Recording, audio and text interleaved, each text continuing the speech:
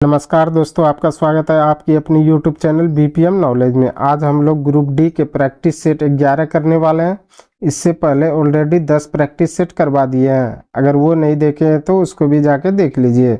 अगर इनमें से किसी भी प्रश्नों का आंसर अगर आपको पता है तो आप कमेंट बॉक्स में दे सकते हैं। तो चलिए आज का वीडियो शुरू करते हैं। आज का पहला क्वेश्चन है, अणु का निर्माण करने वाले परमाणुओं की संख्या को क्या कहा जाता है? अणु का निर्माण करने वाले परमाणुओं की संख्या को क्या कहा जाता है? तो ये कहा जाता है एटॉमिसिटी। तो इसका राइट आंसर ऑप्शन डी हो जाएगा। एटॉमिसिटी जो है यह अणु के निर्माण करने वाले परमाणुओं की संख्या को कहा जाता है। चलिए अगला क्वेश्चन देख लेते हैं। अगला क्वेश्चन है, परमाणुओं की प्रकृति की व्याख्या के लिए पदार्थ की विभाज्यता के सिद्धांत को किसने प्रतिपादित किया? परमाणुओं की प्रकृति की व्याख्या के लिए पदार्थ की विभाज्यता के सिद्धांत को किसने प्रतिपादित किया? तो ये किया था जॉन डाल्टन ने। इसका राइट आंसर ऑप्शन डी हो जाएगा। जॉन डाल्टन ने जो है परमाणुओं की प्रकृति की व्याख्या के लिए जो है पदार्थ की विभाज्यता के सिद्धांत को का जो है प्रतिपादित किया था। चलिए अगला क्वेश्चन देख लेते हैं।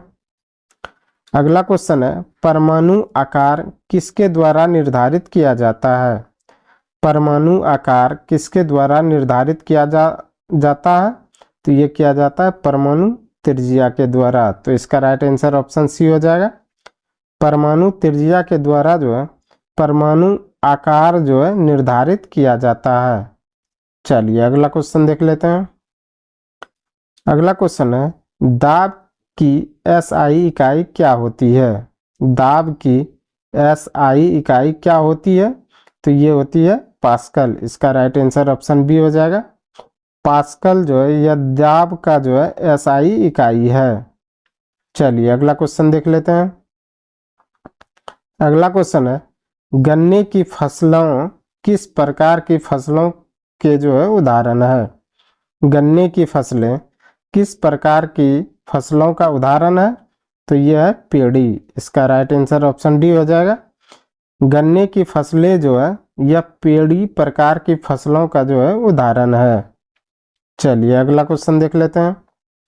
अगला क्वेश्चन है, प्रजनन को कितनी अधिकतम श्रेणियों में बांटा गया है? प्रजनन को कितनी अधिकतम श्रेणियों में बांटा गया? तो ये 2 श्रेणी में। इसका राइट आंसर ऑप्शन डी हो जाएगा। प्रजनन को जो है 2 श्रेणियों में बांटा गया है। चलिए अगला क्वेश्चन देख लेते हैं। अगला क्वेश्चन है, प्रकाश संश्लेषण के दौरान पौधे किस ऊर्जा का उपयोग करते हैं? प्रकाश संश्लेषण के दौरान पौधे किस ऊर्जा का उपयोग करते हैं? तो ये करते हैं सौर ऊर्जा का। इसका राइट आंसर ऑप्शन डी हो जाएगा। प्रकाश संश्लेषण के दौरान जो है पौधे सौर ऊर्जा का उपयोग करते हैं। चलिए अगला क्वेश्चन देख लेते हैं। अगला क्वेश्चन है, निम्नलिखित में से क्या गुरुत्व के कारण त्वरण के मान को प्रभावित नहीं करता है?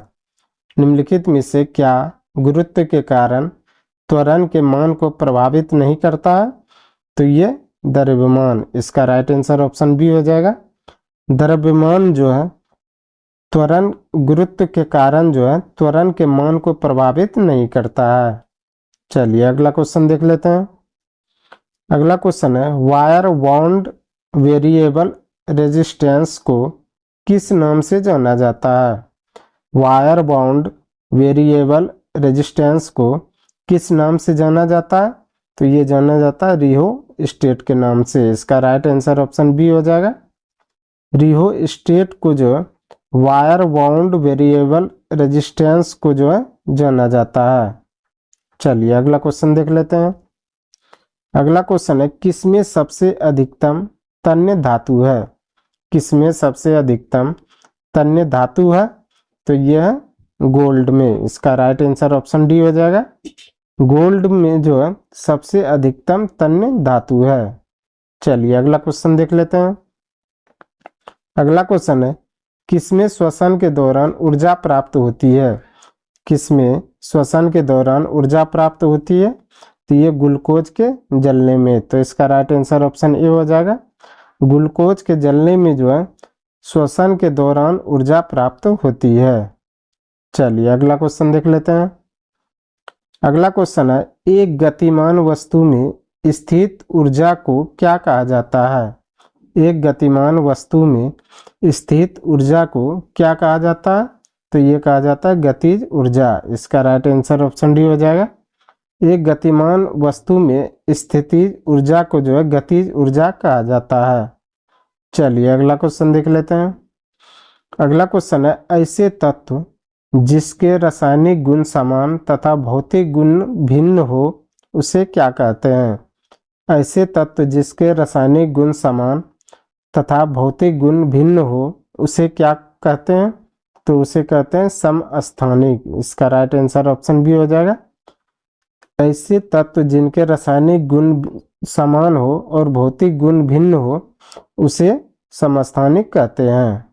चलिए अगला क्वेश्चन देख लेते हैं। अगला क्वेश्चन है, किसके परिणाम स्वरूप युग्म नज का निर्माण होता है? किसके परिणाम स्वरूप युग्म नज का निर्माण होता है? तो ये होता है उभरीकरण के द्वारा। इसका राइट आंसर ऑप्शन ए हो जाएगा। उभरीकरण के द्वारा जो है युग्म नज का निर्माण होता है। चलिए अगला क्वेश्चन देख लेते हैं। अगला क्वेश्चन है, नेत्र में प्रवेश करने वाले प्रकाश की मात्रा को किसके द्वारा नियंत्रित किया जाता है? नेत्र में प्रवेश करने वाले प्रकाश की मात्रा को किसके द्वारा नियंत्रित किया जाता है? तो ये किया जाता है पुतली के द्वारा। तो इसका राइट आंसर ऑप्शन बी हो जाएगा। पुतली के द्वारा जो है नेत्र में प्रवेश करने वाले प्रकाश की मात्रा को जो है नियंत्रित किया जाता है। चलिए अगला क्वेश्चन देख लेते हैं। अगला क्वेश्चन है, पदार्थ के कणों के बीच आकर्षण बल किसमें अधिकतम होता है? पदार्थ के कणों के बीच आकर्षण बल किसमें जो है अधिकतम होता है? तो ये होता है तांबे की छड़ में। इसका राइट आंसर ऑप्शन ए हो जाएगा। तांबे की छड़ में जो है पदार्थ के कणों के बीच आकर्षण बल जो है अधिकतम होता है। चलिए अगला क्वेश्चन देख लेते हैं। अगला क्वेश्चन है, किस वर्ग के प्राणियों का रक्त गर्म होता है? किस वर्ग के प्राणियों का रक्त जो है गर्म होता है? तो ये होता है पक्षी। इसका राइट आंसर ऑप्शन सी हो जाएगा। पक्षी वर्ग के प्राणियों का रक्त जो है गर्म होता है। चलिए अगला क्वेश्चन देख लेते हैं। अगला क्वेश्चन है, निष्क्रिय लिटमस विलयन का रंग कैसा होता है? निष्क्रिय लिटमस विलयन का रंग कैसा होता है? तो ये होता है जामुनी। इसका राइट आंसर ऑप्शन सी हो जाएगा। जामुनी जो है निष्क्रिय लिटमस विलयन का जो है रंग होता है। चलिए अगला क्वेश्चन देख लेते हैं। अगला क्वेश्चन है, एथेनोइक अम्ल का रसायन साधारण नाम क्या है? एथेनोइक अम्ल का साधारण नाम क्या है? तो यह एसिटिक अम्ल। इसका राइट आंसर ऑप्शन ए हो जाएगा। एथेनोइक अम्ल का साधारण नाम जो है एसिटिक अम्ल है। चलिए अगला क्वेश्चन देख लेते हैं। अगला क्वेश्चन है, निष्क्रिय लिटमस विलयन का रंग कैसा होता है? निष्क्रिय लिटमस विलयन का रंग कैसा होता है? तो ये होता है जामुनी। इसका राइट आंसर ऑप्शन सी हो जाएगा। निष्क्रिय लिटमस विलयन का रंग जो है जामुनी होता है। चलिए अगला क्वेश्चन देख लेते हैं। अगला क्वेश्चन है, प्रकाश बल्ब का फिलामेंट बनाने के लिए किस धातु का उपयोग किया जाता है? प्रकाश बल्ब का फिलामेंट बनाने के लिए किस धातु का उपयोग किया जाता है? तो ये किया जाता है टंगस्टन का। तो इसका राइट आंसर ऑप्शन डी हो जाएगा। प्रकाश बल्ब के फिलामेंट बनाने के लिए जो है टंगस्टन धातु का उपयोग किया जाता है। चलिए अगला क्वेश्चन देख लेते हैं। अगला क्वेश्चन है, निम्नलिखित में से कौन से पौधे में आवरण रहित बीज पाए जाते हैं? निम्नलिखित में से कौन से पौधे में आवरण रहित बीज पाए जाते हैं? तो ये पाए जाते हैं देवदार में। इसका राइट आंसर ऑप्शन बी हो जाएगा। देवदार पौधे में जो है आवरण रहित बीज पाए जाते हैं। चलिए अगला क्वेश्चन देख लेते हैं। अगला क्वेश्चन है, मानव पाचन तंत्र में किससे पीत रस का स्राव होता है? मानव पाचन तंत्र में किससे पीत रस का स्राव होता है? तो ये होता है यकृत से। तो इसका राइट आंसर ऑप्शन डी हो जाएगा। यकृत से जो है मानव पाचन तंत्र में पीत जो है स्राव होता है। चलिए अगला क्वेश्चन देख लेते हैं। अगला क्वेश्चन है, ग्लैल्वेनोमीटर का उपयोग किस लिए किया जाता है? ग्लैल्वेनोमीटर का उपयोग किस लिए किया जाता है? तो ये किया जाता है धारा की दिशा का पता लगाने के लिए। तो इसका राइट आंसर ऑप्शन ये हो जाएगा। धारा की दिशा का पता लगाने के लिए जो है ग्लैल्वेनोमीटर का उपयोग किया जाता है। चलिए अगला क्वेश्चन देख लेते हैं। आज का अंतिम क्वेश्चन है, कौन सा एक शुद्ध पदार्थ है?